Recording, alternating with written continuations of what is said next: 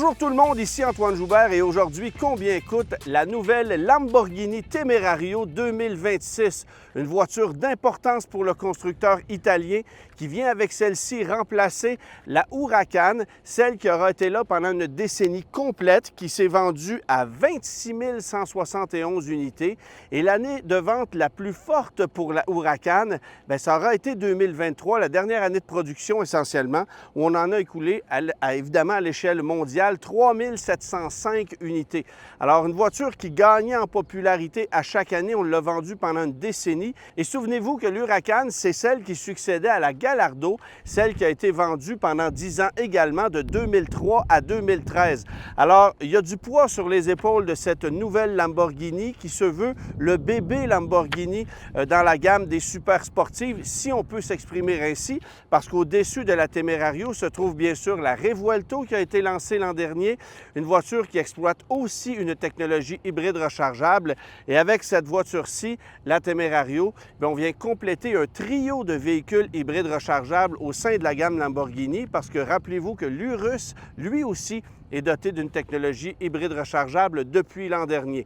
Alors, la Temerario, elle arrive en ce moment, évidemment, elle est disponible depuis quelques mois chez les concessionnaires et sera dévoilée très prochainement en version Spider, donc décapotable.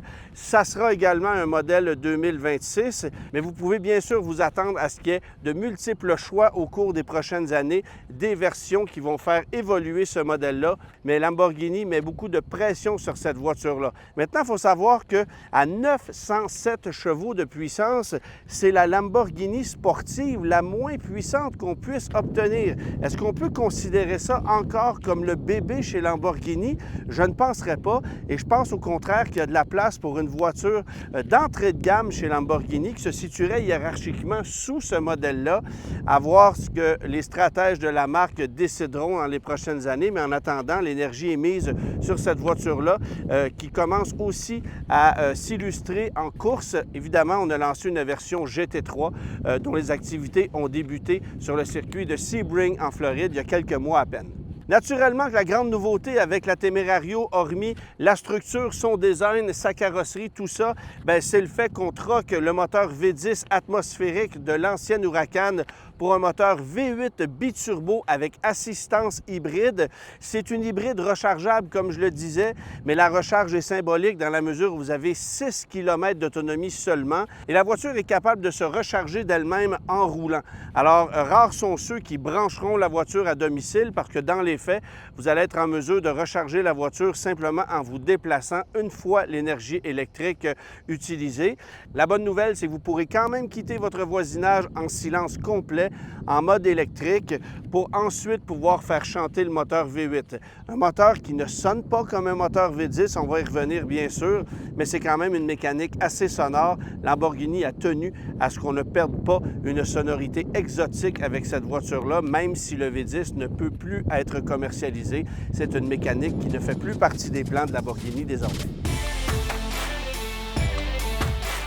Alors, la nouvelle Temerario, c'est évidemment une voiture développée à partir d'une base toute neuve. On ne partage plus le châssis qu'on partageait dans le passé avec une Audi R8. C'était le cas avec la Lamborghini Huracan. Ici, c'est du complètement nouveau.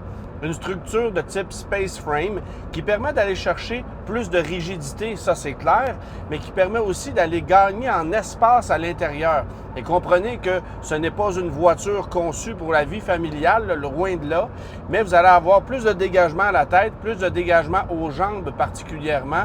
C'était un peu à l'étroit dans la précédente Huracan et là, on réussit à avoir davantage de dégagement pour plus de confort.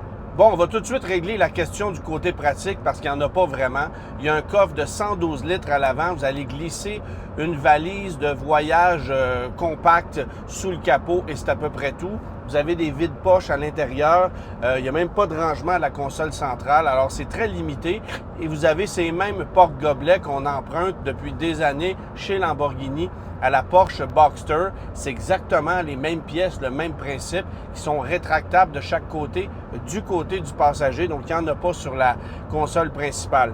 Mais sinon, on axe le tout sur, évidemment, l'ergonomie, le confort des occupants. C'est étonnant de constater à quel point cette voiture-là, par rapport à la Huracan, fait un bond géant en matière de confort. Autant au niveau du sentiment de confort lorsqu'on prend place au volant, on a l'impression, avant même de se déplacer, d'être plus en contrôle parce que la visibilité est meilleure. On l'a amélioré, dit-on, de 14 %, mais ça paraît et pas à peu près. Et le siège est plus confortable, on se sent beaucoup plus à l'aise pour manœuvrer la machine. Et quand on se retrouve sur des routes sinueuses comme sur lesquelles je suis présentement, je suis dans le sud de la Californie, bien, je peux vous dire que ça prend tout son sens parce qu'on a le plein potentiel de pouvoir exploiter la voiture. Bon, je ne vous mentirai pas, je ne pousserai pas la machine pour exploiter les 907 chevaux, jamais. C'est une bagnole, évidemment, dont les performances sont ahurissantes, on va y revenir, mais c'est important de se sentir à l'aise à bord d'une voiture. Et je vous dirais qu'il y a plusieurs Lamborghini du passé avec lesquels j'avais un peu de misère de ce côté-là. Particulièrement la Lamborghini Aventador, où évidemment la visibilité était épouvantable et où les points de repère était très difficile à trouver. C'était un monstre de puissance, mais inexploitable, alors qu'ici, on se sent beaucoup plus en contrôle. C'est pas du tout la même machine, mais je vous dirais qu'avec la Revuelto, Lamborghini a aussi fait un pas de géant en la matière. Alors, on a des voitures qui sont pas mal plus agréables à conduire que par le passé. Je dois continuer d'admettre que je donne l'avantage d'une direction plus précise et plus serrée à McLaren. Ici, pas qu'il y a du flou au niveau de la direction, mais on la sent moins communicative par rapport à celle d'une McLaren. J'adore la direction que vous allez retrouver dans une McLaren Artura. Ça n'en fait pas une meilleure voiture que cette bagnole-là pour autant, là, loin de là. Mais il y a un avantage chez McLaren au niveau de la direction. Et je peux vous dire qu'ici, sans que ce soit désagréable, ben il y a un petit moins. Ça, c'est l'élément qui m'agace peut-être un peu. Évidemment, c'est une voiture très poussée, là. Donc, vous ne sentirez pas que c'est un handicap, mais quand vous comparez ces genres de voiture-là. La Ferrari 296 GTB a aussi une direction peut-être un peu plus précise et communicative que ce qu'on a ici. A surtout un châssis qui est exceptionnel, mais ici, il n'y en a pas de problème structurel, là. C'est vraiment une bagnole super solide. On sent que la voiture est capable d'en prendre. Et évidemment, on lui a greffé un moteur V8 biturbo, mais je suis persuadé que si on avait conservé le V10, ça aurait été une voiture très agréable. Parce que l'élément qui va manquer le plus aux amateurs, c'est assurément le moteur atmosphérique qu'on avait dans la Huracan. On n'a pas eu le choix de le laisser tomber et de passer à l'hybride rechargeable pour des questions de normes d'émanation et pour pouvoir continuer de vendre ces voitures-là dans certains pays où, évidemment, il y a des taxations et il y a des normes qui sont très sévères. Alors, c'est la raison pour laquelle Lamborghini passe à de l'hybride rechargeable à l'ensemble de sa gamme.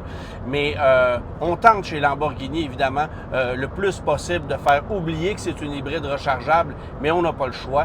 Et évidemment, ce n'est pas la même sensation d'avoir un V8 biturbo avec des moteurs électriques que d'avoir un moteur V10 atmosphérique qui délivre une puissance pure, direct, c'est pas exactement la même chose. Alors, il y en a de la puissance ici, c'est clair. Je peux vous dire que pour avoir poussé la machine un peu plus tôt aujourd'hui, c'est hallucinant à quel point cette mécanique-là est capable de livrer. Et imaginez, le V8 biturbo de 4 litres chante jusqu'à 10 000 tours minute. On est dans le territoire d'une moto de course. C'est littéralement ça. Et non, je n'ai pas atteint le rupteur, ça c'est sûr. Même sur circuit, je pense que ça serait exagéré.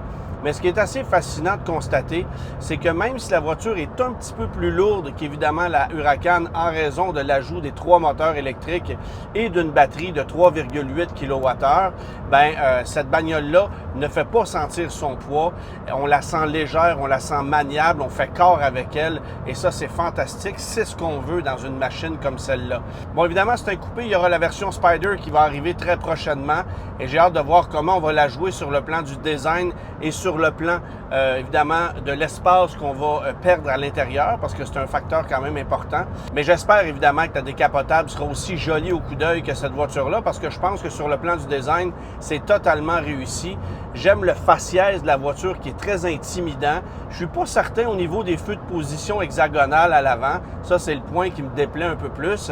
Mais le faciès est réussi. La partie arrière est très méchante. J'aime beaucoup ça. La voiture a du caractère. Et selon selon le type de configuration de couleur que vous allez choisir, avec les jantes que vous allez choisir, bien, ça peut changer complètement la perception de la voiture. Ça, c'est un facteur à considérer. Prenez le temps, pour ceux qui ont la chance de pouvoir se payer un jouet comme ça, de configurer la voiture en ligne, d'aller voir toutes les possibilités, d'imaginer tout ce que vous pouvez faire avec la bagnole avant de placer la commande. Bon, qui suis-je pour donner des conseils à quelqu'un qui veut se payer un truc comme ça? N'empêche, c'est un truc qu'il faut faire parce que si on prend uniquement la voiture qui est en stock, on risque d'être déçu en constatant qu'il existe d'innombrables possibilités. Et chez Lamborghini, on nous dit que c'est moins de 6 mois pour obtenir une unité si on la commande, si on fait vraiment une commande spéciale, qu'on ne prend pas un véhicule qui est déjà en stock ou qui est déjà fabriqué. C'est à peu près 6 mois et vous obtenez la voiture. Alors, c'est quand même très impressionnant comme délai de livraison pour une machine aussi poussée que celle-là. Je peux vous dire que chez Ferrari, ça ne sera absolument pas la même chose. C'est plus laborieux comme processus d'achat, on le sait, alors que chez Lamborghini, bien que ce soit des véhicules qui soient convoités parce que ça vient juste d'arriver, on est capable de livrer la marchandise. Évidemment, je vous l'ai dit un peu plus tôt, on a vendu un peu plus de 26 000 Huracan sur 10 ans. On avait vendu un peu plus de 14 000 Gallardo sur 10 ans aussi. Alors, est-ce que l'objectif ici, c'est d'augmenter le niveau de vente encore davantage que celui de l'Huracan sur une période équivalente? Est-ce qu'on va garder ce modèle-là pendant 10 ans? Fort probablement, mais je peux vous dire en attendant que c'est une machine qui est très, très, très impressionnante. Et évidemment, j'ai posé aussi la question aux gens de Lamborghini quant à la fiabilité de la technologie, parce qu'on sait que chez McLaren, chez Chevrolet avec la Corvette E-Ray, chez Ferrari avec la 296 GTB, aussi avec la SF90, on a eu de nombreux problèmes de fiabilité. Les gens s'en sont plaints. Ça explique aussi leur dévaluation en valeur très importante. Et évidemment, on ne veut pas que ça arrive chez Lamborghini. Bon, évidemment, c'est très difficile au jour 1 de garantir une fiabilité hors de tout doute, mais on nous dit chez Lamborghini qu'on a fait nos devoirs et qu'on s'est assuré que la voiture soit à la hauteur des attentes des consommateurs. On verra si c'est vrai. En attendant, je peux vous dire qu'au moins le moteur V8, lui, est très, très, très intéressant. Et comment est-ce qu'on a configuré la voiture? Bien, c'est simple. 2 moteurs électriques à l'avant, un au niveau de chaque roue. Ça sert de vecteur de couple, vous l'aurez compris. Il y a un moteur électrique à l'arrière pris en sandwich entre le moteur V8 biturbo de 4 litres et la transmission double embrayage à 8 rapports. Et on a une batterie de 3,8 kWh. Celle-ci permet d'aller chercher 6 km d'autonomie. Vous pouvez brancher votre voiture, mais qui va faire ça? La vérité, c'est que personne va prendre le temps de brancher sa voiture pour aller chercher le plein 6 km d'autonomie, parce que la voiture se recharge d'elle-même en circulant. Vous pouvez jouer évidemment avec les modes de conduite, sélectionner même le mode recharge pour qu'elle se réalimente plus rapidement et que vous puissiez, par exemple, à basse vitesse en milieu urbain, circuler en tout électrique sans qu'aucun son n'émane du pot d'échappement. C'est souvent l'objectif.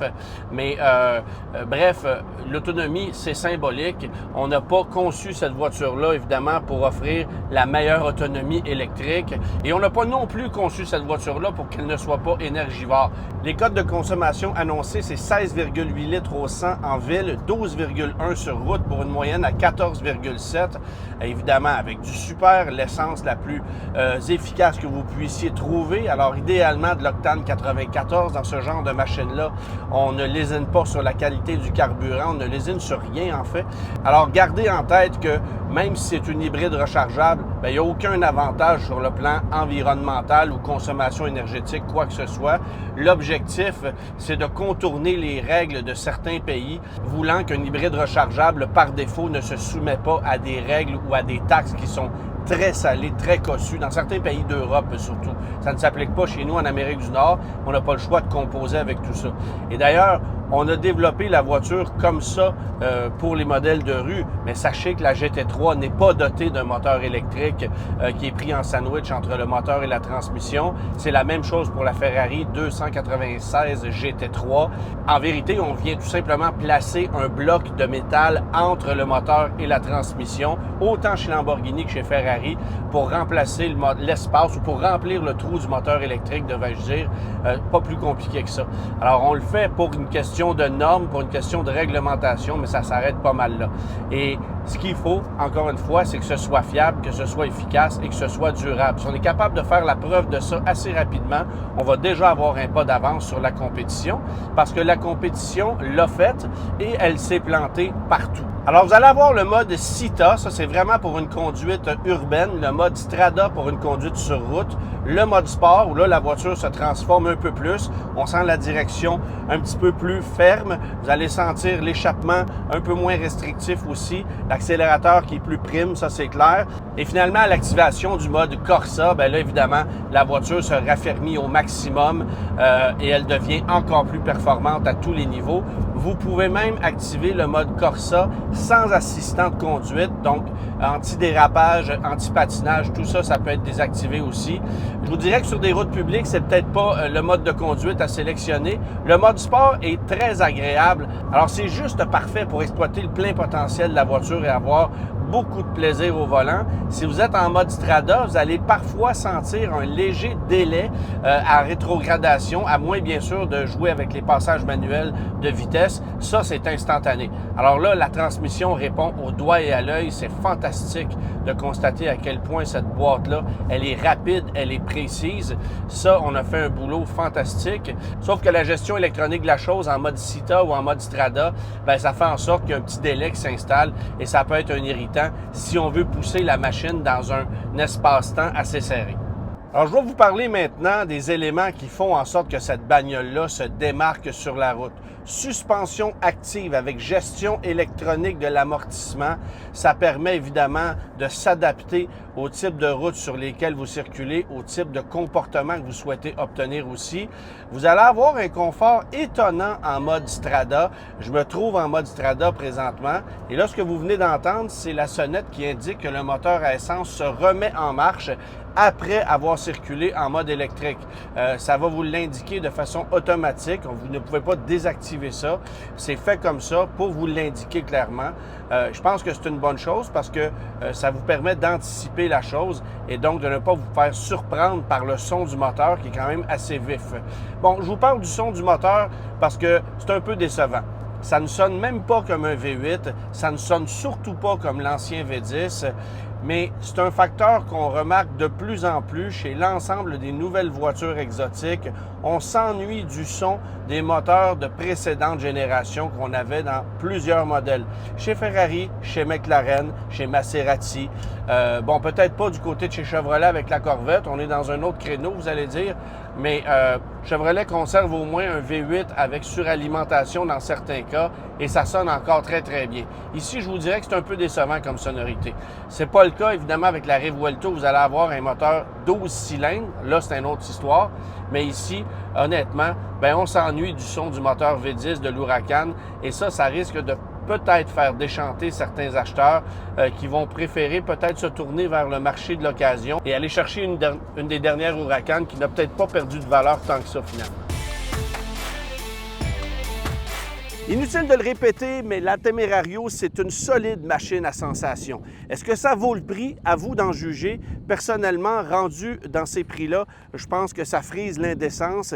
Et si on a les moyens de le faire, pourquoi pas? Mais il n'y a rien de rationnel dans l'achat d'une voiture comme celle-là. Je n'ai pas besoin de vous l'expliquer. Vous allez voir que la facture est particulièrement salée. Et je veux d'abord débuter en mentionnant qu'un des éléments dont les gens m'ont le plus parlé au cours de mon essai, parce que j'ai croisé beaucoup de monde, bien, c'est la couleur. La couleur a frappé énormément de gens. C'est vrai que c'est magnifique. C'est un bleu matifié qui fait partie des 400 couleurs que vous pouvez choisir au sein du catalogue Lamborghini avant de tomber dans ce qu'on appelle le Paint to Sample. Donc, choisir la couleur de votre choix, mais à des prix affriolants. Mais si vous pensez que l'option de cette couleur-là est abordable, détrompez-vous parce que cette seule couleur vient ajouter 30 150 $ canadiens, bien sûr, à la facture de la voiture qui, elle, débute à 450 485 $, transport, préparation, frais de concessionnaire inclus. Alors, vous ajoutez 30 150 $ pour cette peinture. Je vous nomme quelques autres options, là, mais je ne vous les nommerai pas au complet parce qu'on ne finirait pas. 8 080 $ pour l'option de ces jantes. 48 640 $ d'options de fibre de carbone extérieure et intérieure que vous allez trouver sur la voiture. L'écran destiné aux passagers, c'est 4 410 $. Le système audio Sonus, 7 200 $ et les broderies aux appuis-têtes, donc les logos Lamborghini, 1 180 $. Total de la facture de cette voiture-là, 594 925 $. Vous ajoutez à ça 10 225 $ de frais supplémentaires, 60 515 $ de taxes de luxe pour un total de 665 665 $. Et si vous ajoutez à ça les taxes, bien, vous êtes à 765 348 $. Imaginons que vous décidez de la financer par enchantement sur un terme de 72 mois à un taux de 7,99 %, ça vous coûterait 13 413 $ par mois, taxes incluses. Au bout de 6 ans, la voiture serait payée. Évidemment, la location, c'est de la location privée, alors rendu là, très difficile de pouvoir établir un paiement de location à moins de faire affaire directement avec le concessionnaire. Et d'un endroit à l'autre, évidemment, ça va varier énormément. Bon, évidemment, c'est superflu de parler de paiement de financement de location avec une voiture comme celle-là. Il y a de la comptabilité créative qui peut se charger de faire en sorte que vous puissiez vous procurer une voiture comme ça, si bien sûr vous êtes en mesure de la payer. Mais vous dire à quel point c'est cher, c'est incroyable. Vous devez faire un chèque de 765 000 $ et des poussières pour un bolide comme celui-là. C'est carrément indécent. Mais remarquez, une Ferrari 296 GTB va vous coûter à peu près la même chose et vous allez peut-être payer environ 100 000 $ de moins pour une McLaren Artura en ajoutant encore une fois un paquet d'options, des factures qui sont complètement indécentes. Et la grande question, c'est pas est-ce que ça vaut le prix, c'est est-ce que ça va conserver sa valeur. Parce que si vous pensez à une Huracan Evo, si vous pensez à un modèle STO, à un modèle Sterato, ce sont des véhicules qui vont garder une très, très bonne valeur sur le marché, même si elles ont été payées à des prix complètement indécents. Ici, avec une technologie hybride rechargeable, c'est un défi pas mal plus colossal puisque l'histoire le prouve. Toutes les voitures exotiques à technologie hybride rechargeable voient leur valeur fondre comme neige au soleil. Et chez Lamborghini, bien sûr, on insiste pour dire qu'on a gardé l'essence d'une voiture à moteur thermique d'abord et avant tout, mais en demeure pas moins que c'est une hybride rechargeable. Il y a 3 moteurs électriques, une batterie de 3,8 kWh, ça ajoute du poids et c'est pas une voiture de puriste comme ce qu'on a eu avec les dernières versions de l'Huracan qui, elles, gardent une valeur exceptionnelle. Alors, à suivre et très hâte de voir comment cette voiture-là va évoluer. Je peux vous dire que pour les sensations, on est là à 100 000 à l'heure et je peux vous dire que pour les performances aussi. C'est peut-être même un peu trop performant, mais le genre de personne qui souhaite se procurer une machine comme celle-là n'en a visiblement jamais assez. On va avoir toujours plus de puissance. Et la bonne nouvelle, c'est qu'on réussit à clouer le bec à la Ferrari 296 GTB avec 88 chevaux en renfort. Sur papier, direz-vous, mais ça demeure une voiture qui est plus performante et une voiture qui, technologiquement, est peut-être un peu plus impressionnante. Quoique côté châssis, Ferrari, c'est difficile à battre.